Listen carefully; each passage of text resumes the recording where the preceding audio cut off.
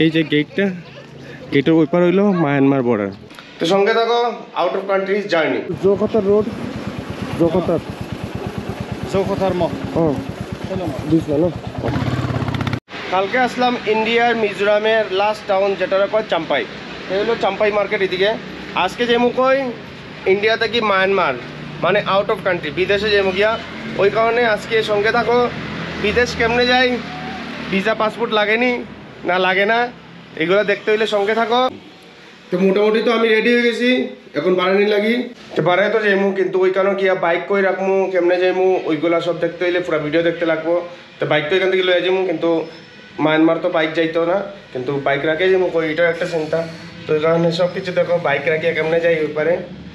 চলো আজকে যাই চাম্পাই থেকে জকাতার। জকাতার হইলো আমরা ইন্ডিয়ার লাস্ট সীমানা, তারপরে স্টার্ট হয়ে যাবো মায়ানমার। আর জকাতার হইলো মিজোরামের মধ্যে পড়ে চাম্পাই। তা গিয়া 25 কিলোমিটার ডিস্টেন্স, আর সময় লাগবো 1 ঘন্টার মতো পায়ে লাগিয়ে যাবো।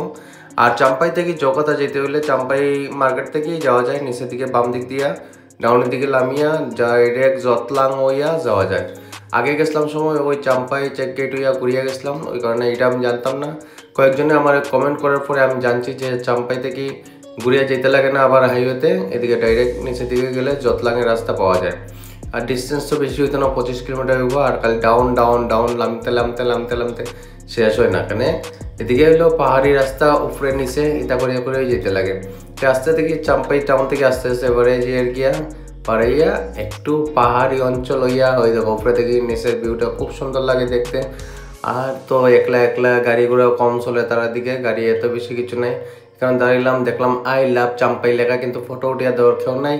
এটা লাগে আইয়া পড়লাম জতলাং। তো জতলাং থেকে যেতে লাগবো এদিকে পুরা হাইওয়ে খালি, আর এটা কয় ইন্টারন্যাশনাল হাইওয়ে। তো সাইডের দিকে ফলের দোকান আছে, মানে ফ্রুটস মার্কেট। এরপরে আবার চললাম একলা একলা রাস্তা, আমি একলা, আমার বাইক একলা, কিন্তু গাড়ি ঘোড়া এত চলে না এদিকে ইন্টারন্যাশনাল হাইওয়ে দিকে। এদিকে আসাম ট্রাভেলসের চেক গেট আছে, যে আমরা সিগন্যাল দিল, দাঁড়াইলাম, আমার চেক করলো। এরপরে এন্ট্রি করিয়ে আবার বাড়িয়ে গেলাম জগতের দিকে। আর এদিকে দেখো পাহাড়ি, দুই সাইডে পাহাড় আর পাহাড়। অল্প পরে গেলেই আমরা ভারতবর্ষ শেষে অন্য দেশ আই যাব। তো ওই কারণে যত সময় দেখলাম এত সময় আমরা ভারতবর্ষের রাস্তায় এইগুলা। কিন্তু এদিকে লাস্ট বর্ডার দিকে রাস্তাঘাটে তো সুবিধার না, একটু খারাপ আছে, কিন্তু যে এত খারাপ এমন কিছু না। পাহাড়ি রাস্তার মধ্যে এরকম হয় কোনো ব্যাপার নাই। কিন্তু আইজল থেকে চাম্পাই পর্যন্ত রাস্তা খুবই ভালো এবং খুবই সুন্দর। নতুন রাস্তা বানাইছে, খুবই দেখতে ভালো লাগে। আর এইগুলো রাস্তাও দেখতে খুব ভালো লাগে। এই জায়গা কেউ সঙ্গে থাকলে একটু ফটো এটা দিলে না। তো লাস্ট পর্যন্ত আইয়া পড়ছি জকাতার।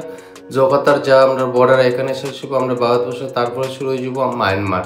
তো এরপরে ভিডিওতে দেখবে আমি মায়ানমার কেমনে গেছি, কি আসে বিষয় এবং কেমনে যেতে লাগে, बाइक लिया केमने कैसे, नेक्स्ट वीडियो पर तो जाना पड़ेगा, मगर मेरा बाइक कहाँ रखेगा वो भी एक बात है। तो देखते हैं बाइक कहाँ रखते हैं।